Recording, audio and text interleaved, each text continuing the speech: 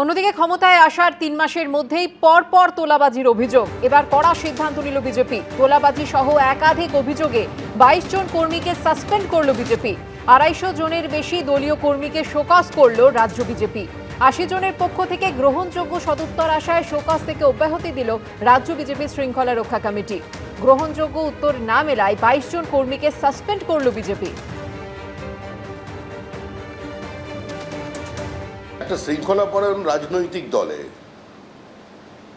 শৃঙ্খলা রক্ষা করবার জন্য কিছু সময় কঠোর পদক্ষেপ নিতে হয়, কিন্তু কিছু জায়গায় আমরা শোকজ করেছি, সামান্য কয়েকজনকে সাসপেন্ডও করা হয়েছে।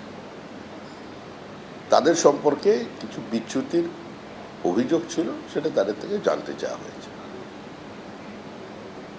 যারা যারা 4 ঘন্টার তৃণমূল হয়ে থেকে বিজেপি হয়েছে, তাদের আমাদের নিচুতলার কয়েকজন সঙ্গে নিয়ে ঘুরেছিলেন, তাদের শোকজ করা হয়েছে, তাদের সতর্ক করে দেওয়া হয়েছে।